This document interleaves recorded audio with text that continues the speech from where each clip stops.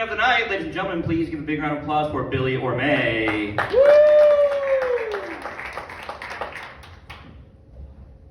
Feels great to be here, dude. I came back from California for this nice weather. Yeah, dude.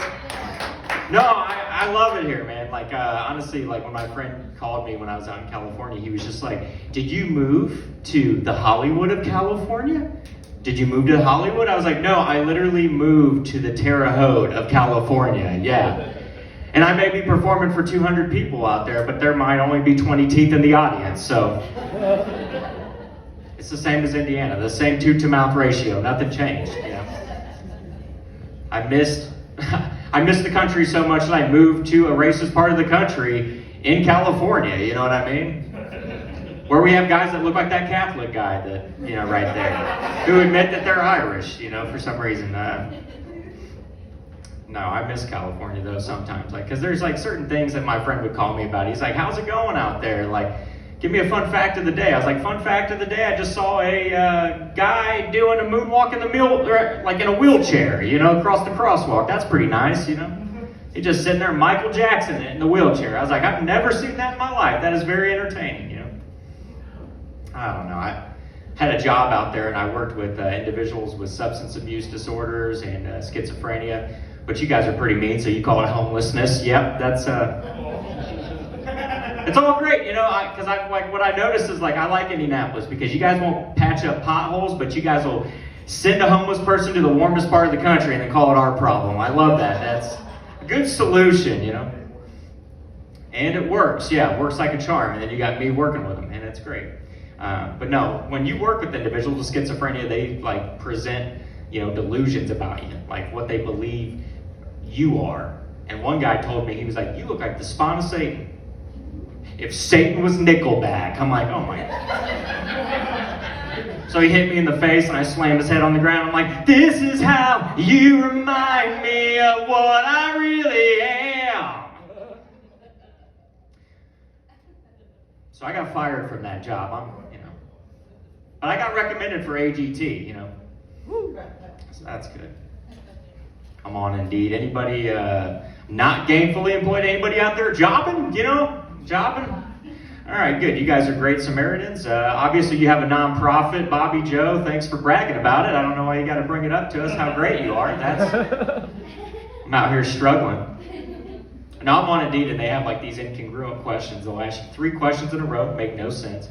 And it's, have you ever used EBT, food stamps?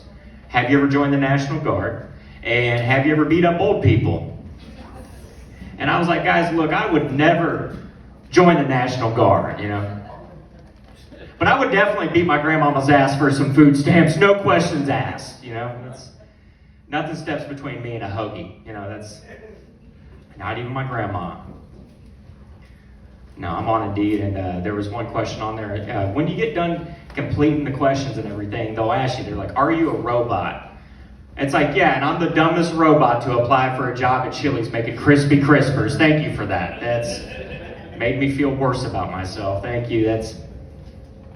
So now I work at Chili's, and I work with that kid who hit me in the face and called me the spawn of Satan if I was nickel. No, I'm just kidding. That did not happen. But no, I graduated from college, and what you get when you graduate with a Bachelor of Fine Arts theater is you get 2 choices. Either you become a sandwich artist at Subway, or you're flipping a sign at Little Caesars. You're that guy, They're like, "How about you apply some theatrics to making everything hot and ready?" I'm like, "Yeah, I'll do that,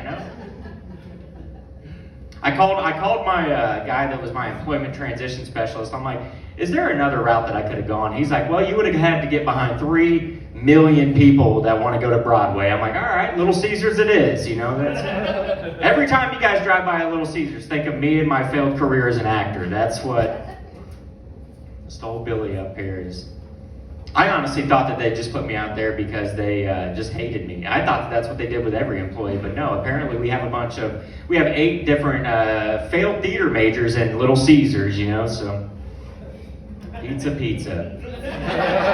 Welcome. That's what we'd have to say. That's so demeaning too. Welcome. Like, why? I don't want to do this anymore, dude. They made me dress up as a guy that looked like Caesar, and it makes sense because I look like a 65-year-old like Danny DeVito if I slouch down a little bit, but Can anybody cue the It's Sunny in Philadelphia theme song? No? All right.